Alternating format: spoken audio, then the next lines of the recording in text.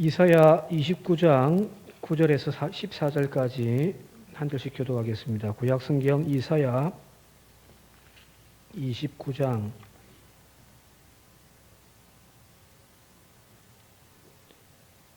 9절에서 14절까지 한 절씩 읽겠습니다.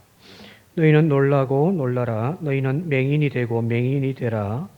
그들의 취함이 포도주로 말미암음이 아니며 그들의 비틀거림이 독주로 말미암음이 아니니라.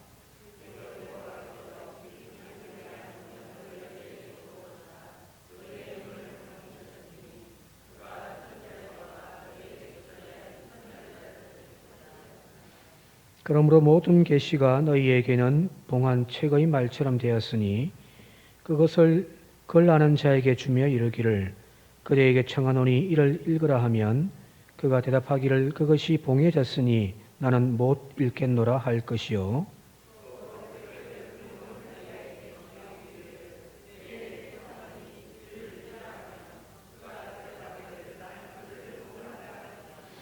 주께서 이르시되 이 백성이 입으로는 나를 가까이하며 입술로는 나를 공경하나 그들의 마음은 내게서 멀리 떠났나니 그들이 나를 경외함은 사람의 계명으로 가르침을 받았을 뿐이라. 그러므로 내가 이 백성 중에 기이한 일, 곧 기이하고 가장 기이한 일을 다시 행하리니 그들 중에서 지혜자의 지혜가 없어지고 명철자의 총명이 가려지리라. 아멘.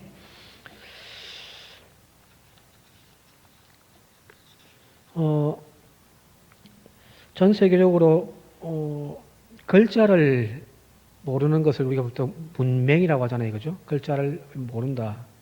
그래서 이제 문맹이라고 하는데 우리나라가 전 세계적으로 문맹률이 가장 낮은 나라 중에 하나라고 하거든요. 왜 그러냐면 우리의 글을 가지고 있기 때문이죠. 한글이라고 하는 언어와 비교를 해도 글자와 비교를 해도 가장 우수하고 과학적으로 또 쉽게 읽고 또 쓸 수 있는 글자가 바로 한글이거든요. 그래서 우리나라가 지금 전 세계에서도 가장 문맹률이 낮은 나라라고 이야기를 합니다. 한글을 천시했던 조선시대의 한문을 우대했던, 그래서 이제 선비들이나 과거를 공부하는 사람들이나 이게 배우던 그때 조선시대만 하더라도 그 문맹률이 거의 98, 9% 이 정도였다고 하거든요. 선비들이나 글자 있지 나머지 사람들은 글자를 거의 읽지 못했다는 이야기예요. 어떤 통계를 보니까 정확한 건지는 잘 모르겠습니다만 뭐 일제시대에 구한말부터 해서 이제 일제시대까지 해서 이제 보니까 뭐 99%까지가 문맹률이었다고 하는데 봤을 때 정확한 건 같지는 않고요. 하여튼 거의 대부분의 백성들이 글을 몰랐던 시대가 바로 조선시대입니다. 그러다가 한글이 보편화되어지기 시작하고 해방 당시만 하더라도 해방되어져서 이제 우리의 글을 찾았을 때에 한글을 못 읽는 문맹률이 거의 75% 정도였다고 합니다. 왜냐하면 한글을 못 쓰게 해버렸으니까 이거죠. 그래도 이제 우리 글을 지키려고 하는 많은 사람들의 헌신과 노력으로 글을 지켜내었고 그것이 이제 오늘날로 이야기하자면은 거의 이제 우리나라는 99% 정도가 글을 읽을 수가 있다고 하거든요. 이 수치로 따지면은 거의 뭐 탑 클래스입니다. 자, 그런데 전 세계적으로 이 문맹률을 따질 때에 단순하게 그냥 글자를 읽을 줄 안다 정도의 그냥 글을 읽는다 못 읽는다 이것 가지고 사실은 평가를 하지 않는다고 합니다. 오히려 실질 문맹률이라고 하는 것이 있습니다. 실질 문맹률. 이 뭐냐면은 한번 글 보시면서 제가 좀 한번 읽어드릴게요. 저 글이 나온 건 2005년도예요. 2005년도 7월 달에 발표된 건데 한국교육개발원에서 OECD 사무국이 1994년부터 실시해온 성인 인구의 문서 해독 능력 측정 도구, 이 글을 읽고 이 문장을 해석해내는 그 능력을 이렇게 평가해내는 그 자료가 있다고 합니다. 그걸 이제 우리 국민들에게 적용을 해봤더니 의약품 복용량 설명서와 같은 생활 정보가 담긴 각종 문서에 매우 취약한 사람의 비율이 전체의 38%로 OECD 회원국 평균이 보통 22%인데 그 수준에 못 미치는 것으로 조사되었다고 밝혔다. 그러면서 계속해서 이 조사에 따르면 일상적인 문서를 같은 경우는 겨우 이제 해석해내는 것은 크게 문제 없죠. 글자를 읽으니까 이제 뭐 간단한 것들은 읽어내는데 새로운 직업이나 새로운 기술을 필요로 하는 정보를 얻기 위하여 내가 그동안 보지 못했던 새로운 자료를 볼 때에 이 무슨 말인지를 모른다는 거예요. 이러면 한번 물어볼게요. 물건을 사가지고 왔는데 이 제품을 어떻게 쓰는지 이제 사용 설명서가 함께 동봉되어 오잖아요. 그죠? 그거 보시는 분. 처음에 물건을 사서 이 물건을 어떻게 쓰는 건지 전자기계를 하나 샀는데 이거 어떻게 쓰는지 작동 방법을 알아야 되니까 이제 사용 설명서가 따라오잖아요. 그죠? 그거 보시는 분 있습니까? 예. 아주 특별한 케이스. 대부분은 안 보잖아요. 막 그냥 머리 싸매가면서 뭐 이리저리 만져보다가 그죠? 겨우 이제 뭐 좀 하고 그러잖아요. 그죠? 근데 사용 설명서가 분명히 자세하게 잘 나와 있음에도 불구하고 왜 사람들은 사용 설명서를 잘 보지 않을까요? 봐도 잘 모르겠어요. 이게 바로 여기 나와 있는 실질 문맹률이라는 거예요. 제가 뭐 신학 공부나 했지 다른 어떤 뭐 서적들 이렇게 보면 뭐 저도 마찬가지일 것 같아요. 무슨 말인지 보통 알아야 말이죠, 그죠? 자, 난독정이라고 한단 말이야. 난독정. 읽기는 읽는데 이게 지금 무슨 말을 하고 있는지를 잘 모르는 거예요.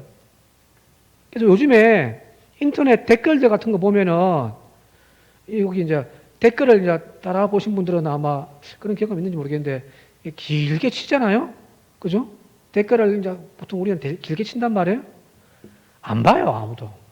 왜? 길면 절대 안 봅니다. 짧게 한 2줄 정도. 그것도 길다고 한단 말이에요. 길어버리면 이미 이제 그걸 읽을 능력들이 현저하게 떨어져 버리는 거예요.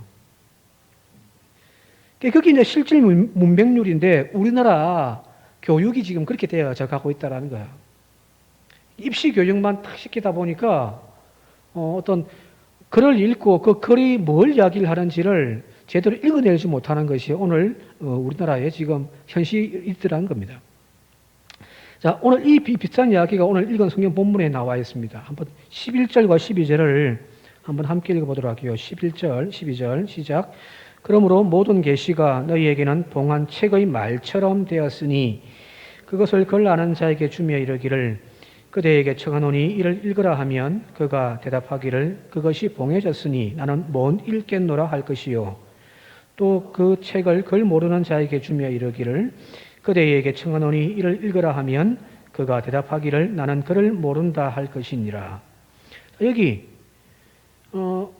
비유적인 표현이기도 해요. 여기 11절에 보니까 모든 계시가 하나님의 환상이 예언자들을 통해 주신 그 계시의 말씀과 글들을 이제 주는데 마치 그들에게 봉한 책의 말처럼 되어져 버렸다는 거예요.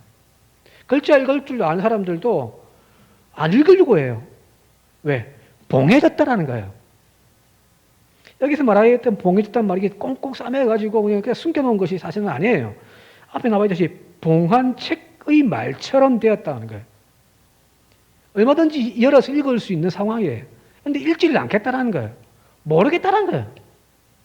그리고 글자 모르는 사람들에 대해서는 나는 글을 모르니까 아예 읽을 생각도 하지를 않는단 말이에요. 오늘 우리도 마찬가지죠. 앞서 이야기했듯이 우리나라의 그 문맹률이 그 1%밖에 안 된다고 하니까 거의 웬만한 사람들은 다 글을 다 읽을 수가 있습니다. 그죠? 간혹 가다가 글을 못 읽는 분도 있습니다만 대부분의 사람들은 다 글을 읽어요. 띄엄띄엄 틀려가면서 읽더라도 다 읽는단 말이에요. 그런데 문제는 거의 대부분의 교인들이 성경을 읽을 때 뭐라고 공통적으로 이야기하냐면은 성경을 읽어도 무슨 말인지도 모르겠다고 하는 거예요. 그죠? 성경이 어렵다고 이야기를 해요. 글자는 읽을 줄 아는데, 그래서 성경을 펴가지고 읽기는 읽는데, 근데 목사님 성경이 무슨 말을 하는지는 모르겠어요. 어려워요. 그게 공통적인 말들이에요. 사실 저도 어려울 때가 있습니다. 이게 무슨 말인지를 모르겠어요. 그래서 주석책을 찾기도 하고 여러 가지 자료들을 찾아가지고 이런 뜻이구나라고 이제 겨우 이해하는 그런 말씀들도 있단 말이에요. 성경의 말씀에 대해서 오늘날 우리가 읽기는 읽는데 무엇이 문제냐면 난독증이에요. 그 뜻을 잘 이해를 못하는 거예요. 그래서 두 가지 현상이 나타납니다. 첫 번째는 직관적으로 다가오는 말씀들 거죠. 그런 말씀들, 쉬운 말씀들은, 그리고 또 좋은 구절들은 빨간 줄로 혹은 노란 마크펜으로 줄치기는 참 잘하시죠. 그죠? 조금 어려운 것 안 읽으려고 해요. 직관적인 것들에 대해서는 우리 은혜를 받는데 조금 어려운 것들에 대해서는 쉽게 은혜를 받지 못하는 거예요. 물론 이제 뭐 줄치는 것이 나쁘다는 이야기는 아니에요. 그 줄치고 했던 것들이 점점 많이 읽을수록 성경에 대한 이해 능력이 높아져서 거의 성경 전체가 노란 펜으로 다 치주면 얼마나 좋겠어요. 그죠? 말씀 하나하나가 전부 다 은혜가 되어진다는 거죠. 줄치는 것이 문제가 아닌데 더 큰 문제가 있어요. 난독증, 성경을 잘 이해하지 못하니까 일어나는 현상 두 번째가 뭐냐면은 바로 성경에 대한 오해와 곡해예요. 성경 해석을 오히려 하나님의 본래의 뜻이 아닌 다르게 해석해 버리는 거죠. 이단들이 이걸 하고 있단 말이에요. 이단들이. 뭐 신천지 같은 경우는 성경 문제 풀이라고 해가지고 성경 비유 풀인가요? 보면은 제가 봤을 때 유치해요. 어떤 뭐 비유해가지고 여기 구절과 이 말씀이 막 이렇게 연결된다고 막 어떻게 짝을 기가 막히게 잘 지어놨는데 성경 그렇게 해석하는 것이 아니거든요. 이단들이 이런 것들을 많이 한단 말이에요. 하나님의 본래의 뜻과 상관없이 그냥 자기들의 그냥 막 조각내가지고 이걸 어떻게 막 하고 기똥차게 만들어 놓는단 말이에요. 굳이 이단뿐만 아닙니다. 일반 교회에서도 마찬가지입니다. 설교 강단에서 성경을 왜곡하거나 다분히 인간적인 관점에서 성경을 오용하여 설교하는 경우들이 넘쳐나요. 목사가 사실은 좀 더 많은 목사님들의 설교를 좀 듣고 좀 참조하기도 하고 은혜 받기도 해야 되는데 웬만하면 안 들으려고 해요. 성경을 잘못 이해한 것 떠나서 성경 본문에서 하나님이 지금 내가 봤을 때는 이걸 이야기하려고 하고 있는데 엉뚱한 걸 이야기를 하고 있는 경우들이 있거든요. 하나님은 여기서 지금 이 말씀을 지금 하고 계신데 이런 소리를 하고 계신데 그냥 사람들에게 관심 있는 것, 세상 사람들에게 관심 가지는 것들, 세상의 성공의 관점에서 성경을 그냥 그렇게 풀이해버리는 거란 말이에요. 본래는 이 말 아인데 어로 이야기를 해버리는 경우들이 넘쳐난단 말이에요.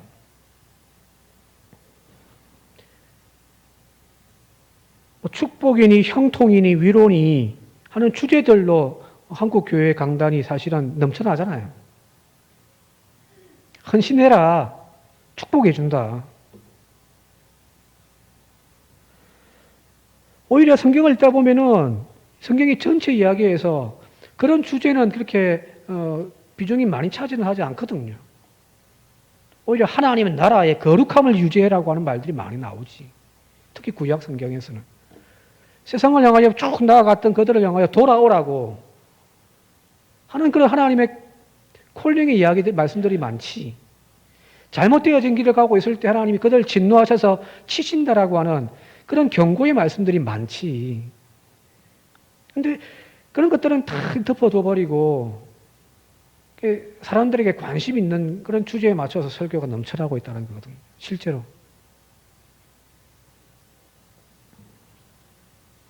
성경을 못 읽는 거예요. 잘못 읽고 있다는 거거든요. 그죠? 자, 그래서 오늘 여기 말씀에 보니까 그들을 소경되게 하시고 또 그들을 비틀거리게 하신다. 또 그들을 듣지 못하는 기머거리가 되게 하신다는 9절에 너희는 놀라고 놀라라. 너희는 맹인이 되고 맹인이 되라는 거예요. 비틀거림이 독주에 의함이 아니라는 거야. 자, 왜 이렇게 교인들이 우리가 나아가야 할 하나님께서 우리에게 정하여 주신 그 길이 있는데 왜 자꾸만 그 말씀의 길, 정도의 길로, 진리의 길로 걸어가지 않고 왜 자꾸만 이 곁길로 가기도 하고 비틀거리는 그런 어떤 신앙생활을 하고 있는가? 여러분들 그런 모습 아닌가요?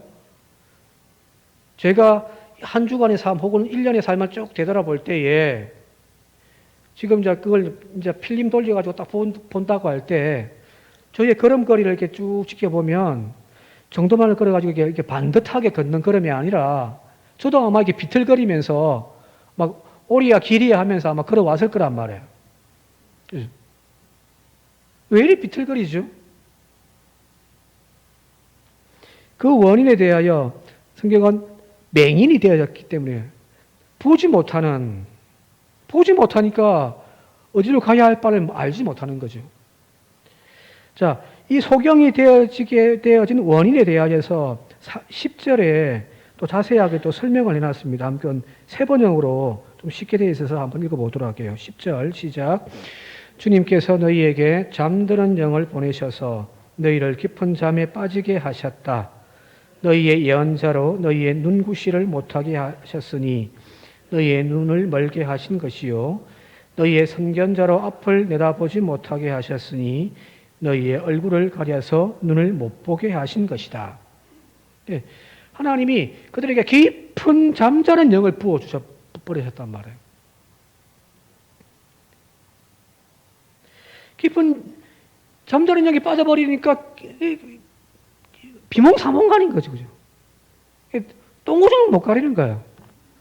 저도 새벽 기도회 때 어떨 때 잠을 좀 푹 못 자가지고 그냥 일어나가지고 나왔었을 때 성경을 이렇게 막 한 절씩 교도하는데 이 잠이 들 깨가지고 막 틀릴 때가 있고 그렇습니다. 읽다가 막 놓쳐버려가지고 어디를 있는지 몰라가 헤매기도 하고요. 잠이 빠져 있단 말이에요. 맑은 정신이 아니란 말이에요. 깊은 잠에 빠지게 만드셨고 그래서 그들의 예언자로 그들의 눈구시를 못하게 하고 그들의 선견자로 앞을 못 보게 함을 통하여서 이제 그들이 꽉 막혀버린 거예요. 영적인 어둠에 빠져버린 거예요. 그러니 어디로 나아가야 할 바를 알지는 못하는 거예요. 자, 여기 영적으로 깊은 잠에 빠지게 하는 그 원인이 또 나와 있는데 그 원인이 13절과 14절입니다. 한번 함께 읽겠습니다. 시작. 주께서 이르시되 이 백성이 입으로는 나를 가까이하며 입술로는 나를 공경하나 그들의 마음은 내게서 멀리 떠났나니 그들이 나를 경외함은 사람의 계명으로 가르침을 받았을 뿐이라. 그러므로 내가 이 백성 중에 기이한 일 곧 기이하고 가장 기이한 일을 다시 행하리니 그들 중에서 지혜자의 지혜가 없어지고 명철자의 총명이 가려지리라. 여기 사람의 계명으로 가르침을 받기 시작한다는 거예요. 이게 무슨 말일까요? 입술로는 나를 가까이 하는데 그들의 마음은 내게서 멀리 있단 말이에요. 이 말은 하나님에 대하여 공경심이 사라져버린 거예요. 형식만 남아있는 거예요. 신앙생활을 벗어날 수는 없어요. 그러면 하나님이 큰 벌을 낼 것 같아서 두려워서 교회는 나와요. 근데 마음은 딴 데 가 있단 말이에요. 입술로는 찬양하고 입술로는 기도하고 입술로는 하나님에 대한 사랑을 노래하는데 내 마음은 지금 딴 데 가 있단 말이에요. 자, 그런 마음에서 어떤 소리가 들리기 시작하면 하나님의 음성은 들리지가 않는 거예요. 이제 사람의 계명으로 가르침 받기 시작하는 거예요. 사람들이 관심 가지는 이야기에 귀가 솔깃하단 말이에요. 경고와 책망의 말씀 이 선포되어지는 그 예언자들은 더 이상 인기가 없어요.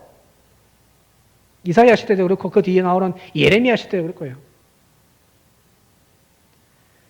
대부분 인기가 많은 예언자들은 누구냐면 거짓 선지자들 축복만을 이야기해 주고요.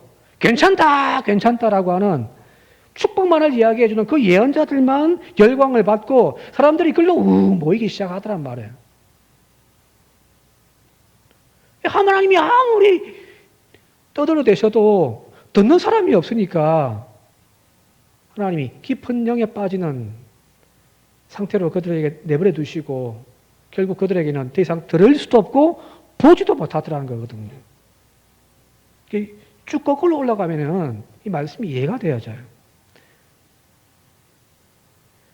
사람의 구미에 맞는 설교만 넘쳐나고 있습니다. 사람의 소리와 사람 속에 있는 탐욕의 소리, 거기 지금 한국 교회의 강단을 지금 장식하고 있지는 않습니까? 사람들은 또 그걸 또 은혜롭다라고 이야기를 하고 있단 말이에요. 예수님께서 돼지에게 진주를 던지지 말라.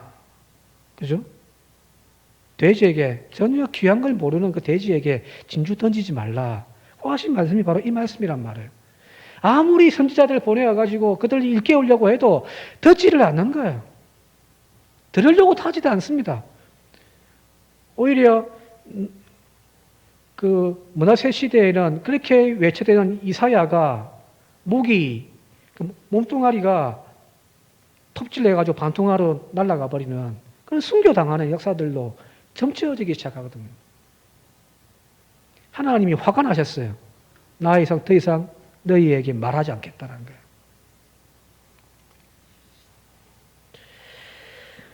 이사야 시대와 오늘 우리의 시대가 제가 봤을 때는 그렇게 크게 다르지가 않다는 이야기예요. 각자의 성공과 출세에만 눈이 멀어 있을 때 하나님의 말씀이 우리에게 수없이 들려진다 할지라도 우리는 그 말씀에 귀를 기울이려고 하지를 않는 거예요. 우리가 듣고 싶은 말씀만 듣고 싶고 우리를 위로해 주는 그 소리만 들려지기 시작하는 거예요. 전에도 한번 사순절 때인가요? 아마 설교를 했는데 사람의 소리가 이겼다라는 제목으로 아마 설교를 한 것 같아요. 예수님이 빌라도 법정에 섰을 때 빌라도가 봤을 때 아무리 봐도 예수님은 죄가 없어요. 그래서 그는 무죄하다라고 몇 번 이야기하지만 저 군중들 가운데 있는 제사장과 대제사장의 그 무리들이 이게 막 선동하기 시작하잖아요, 그죠? 그러면서 뭐라고 이야기하냐면은 그를 못 박아라, 십자가에 못 박아라, 예수를 십자가에 못 박아라, 막 소리 지른단 말이에요, 그죠? 자, 분명히 죄가 없음에도 자기 입술로, 자기 입으로 그렇게 시내놓고서 그 사람들의 소리가, 그 대중의 소리가 그 자리를 이겨버린 거예요. 그래서 빌라도가 그를 끌고 가서 책짓질하고 십자가에 못 박으라고 땅땅땅 하고 끝나버렸단 말이에요. 사람의 소리가 이겨버린 거예요. 오늘 교회도 마찬가지예요. 하나님 말씀하시는 그 말씀의 소리가 우리를 움켜잡아야 되는데 어느 순간부터 사람들의 요구와 사람들의 소리가 강단에서 넘쳐나기 시작할 때에 중요한 것은 예수 교회에서 예수를 죽이게 돼 있단 말이에요. 작년 한 해 코로나 사태 때 우리 그 민낯을 그대로 다 드러났잖아요. 그죠? 한국 교회가 얼마나 그 안에 예수의 가르침이 없고 그 안에 얼마나 예수가 없는지. 왜 그랬을까요? 하나님의 말씀이 아니라 사람의 소리가 이겨버렸기 때문입니다. 바로 이런 상태가 마치 당근만 좋아하는 어린아이와 같다라는 거예요. 당근만 달라, 당근. 좀 맛난 것만 달라고. 제 입맛이 좀 그렇습니다. 고기만 달라고 하고 좀 건강한 거는 안 먹는다고 하고 그러니 건강할 수가 없죠. 그죠?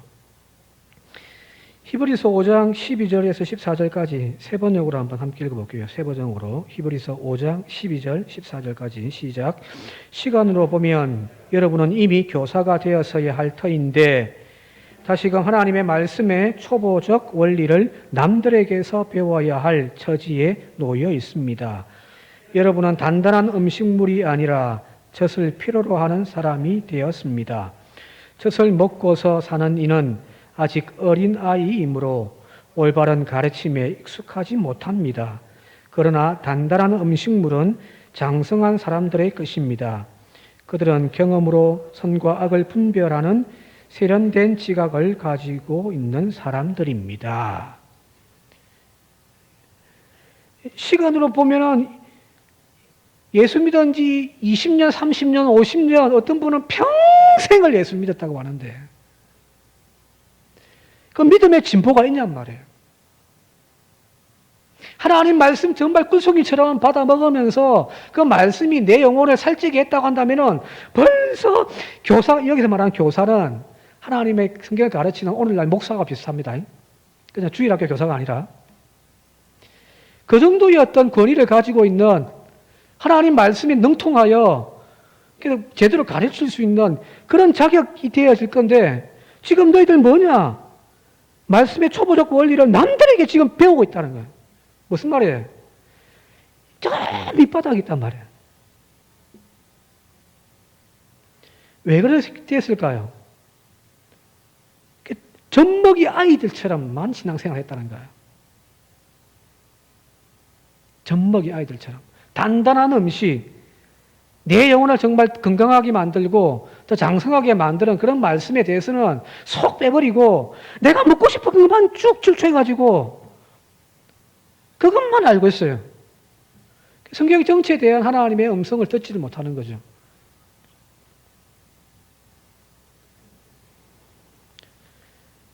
그래서 하나님이 그들로 하여금 소경이 되게 하고 기머리가 되게 해버리겠다는 거예요. 그러면 망합니다. 그죠? 그러면 사람의 소리가 이겨서 예수가 죽고 사람이 판을 치는, 마귀가 판을 치는 그런 교회가 되어질 수밖에 없다는 거거든요. 오늘 바라기는 단단한 음식을 먹는 장성한 믿음의 사람들이 되어질 수 있기를 바랍니다. 지금 하나님이 이제 내가 너희들을 소경이 되게 했다. 줘도 읽을 줄 모르더라. 하는 그 상태이지만 이제 뒤로 가면은 오늘 읽지 않았는데 그 소경이요 영적인 기머거리 상태를 그냥 내버려 두지 않는다는 말이에요. 18절 말씀을 한번 함께 읽어볼게요. 오늘 29장 18절입니다. 시작. 그날에 못 듣는 사람이 책의 말을 들을 것이며 어둡고 캄캄한 데서 맹인의 눈이 볼 것이며 20절 이는 강포한 자가 소멸되었으며 오만한 자가 그쳤으며 죄악의 기회를 엿보던 자가 다 끊어졌음이로다. 사꾼들은 다 떨어져 나가고 쭉정이들은 다 떨어져 나가고 이제 말 그대로 진짜 하나님을 사모하는 그 사람들이 이제 남겨졌을 때 그날에는 계속 이야기했잖아요. 하나님의 마지막 때에 여호와의 날에 그때에는 사람들이 어두움 가운데에서도 그 눈이 열려져 주님의 말씀을 다 읽어낼 줄을 알더라는 거거든요. 오늘 우리의 신앙이 어디로 나가야 할 것인지 다시 한 번 더 우리 스스로가 결단할 수 있기를 바랍니다.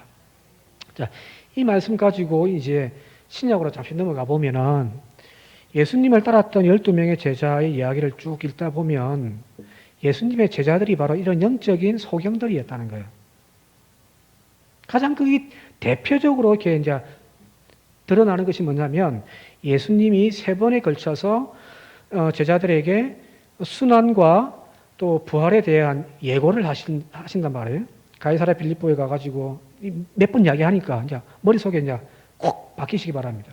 가이사랴 빌립보 가가지고 사람들이 나를 누구라 하더냐? 베드로가 예, 주는 그리스도에 살아계신 하나님의 아들입니다.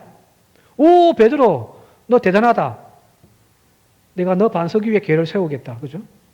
그리고 난 다음에 이제 첫 번째로 순환에 대한 이야기를 하시는데 그 이야기를 듣고서 베드로가 주님의 옷자락을 부여잡고 막 흔들면서 항변을 하는. 성경은 곱게 표현해놨지만 대들었다는 이야기예요. 마귀야 내 뒤로 물러가라. 그죠? 그게 첫 번째고요. 두 번째는 변화산의 이야기 끝나고 이제 내려올 때 이제 그 제자들끼리 이제 나중에 자기들끼리 토론을 하는데 나중에 주님께서 집에 가셔가지고 너희들 아까 뭔 이야기 갖고 그걸 토론했냐라고 물어봤을 때 그들이 한 말이 누가 더 큰가를 가지고 서로 논쟁했다는 거잖아요. 말이 논쟁이지 서로 다퉜단 말이에요.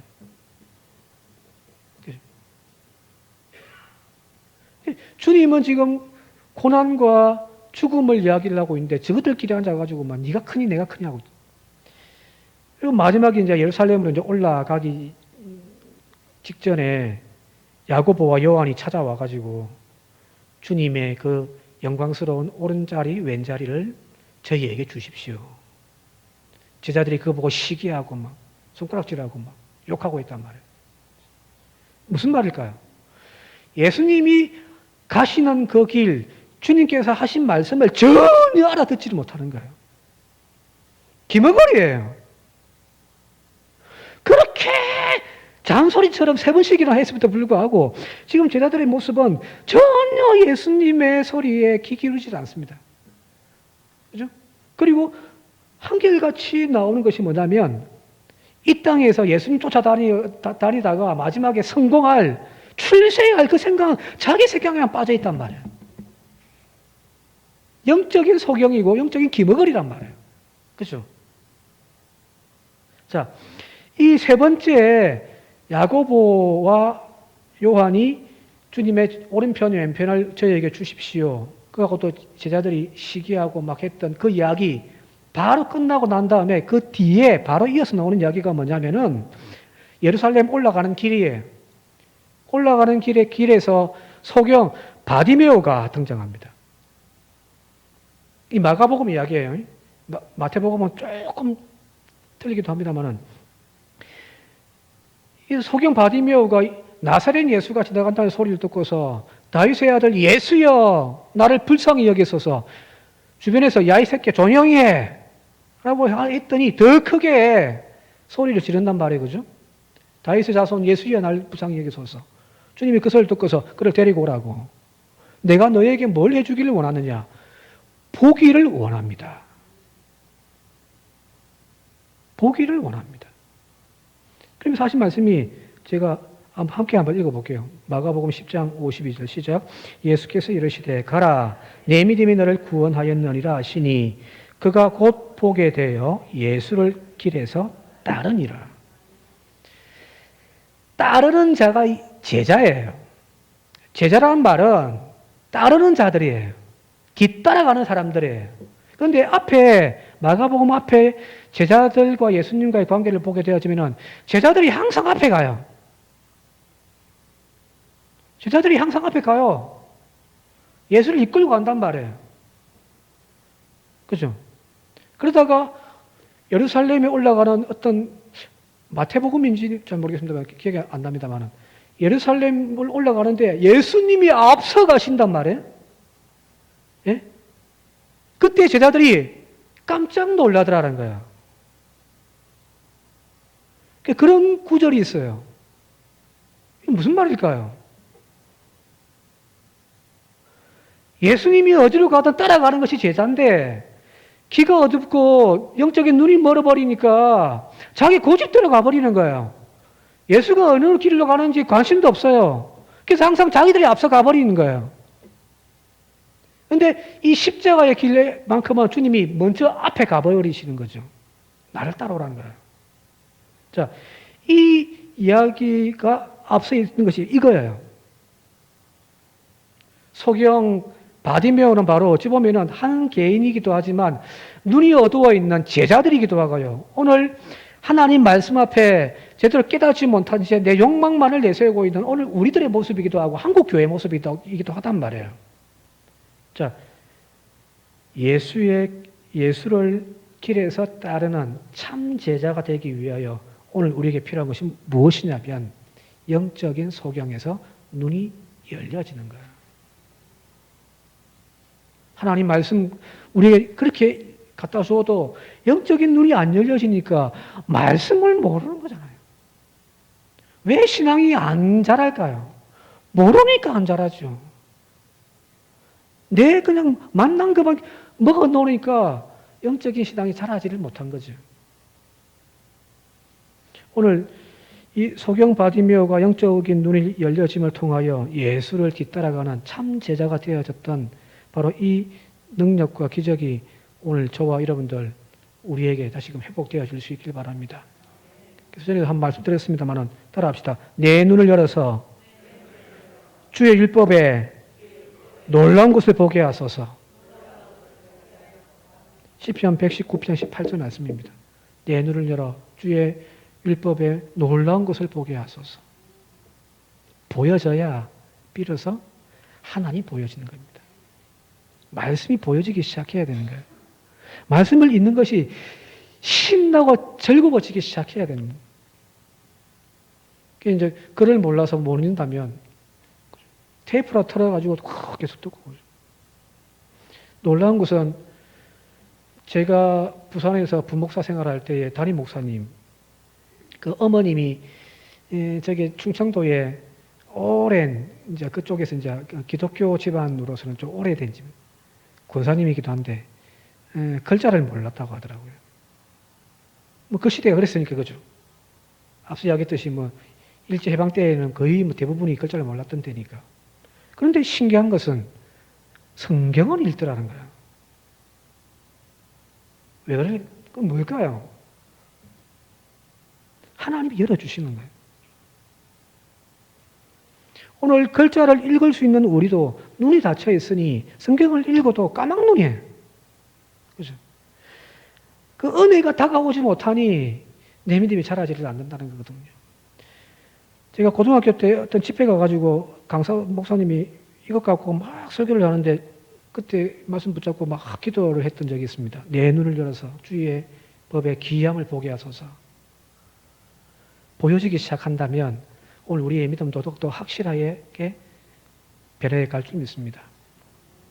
그리고 보여지지 않으니까 사람의 소리에만 반응하고 그죠?